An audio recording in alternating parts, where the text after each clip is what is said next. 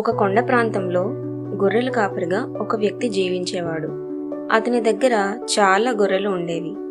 అందులో ఒక చిన్న గొర్రె చాలా చురుగ్గా ఉండేది. ఒకరోజు ఆ చిన్న గొర్రెకి ఒక నక్క కనిపించింది. నక్క చాలా తెలివిగా గొర్రెకు మిత్రుడిలాగా నటించింది.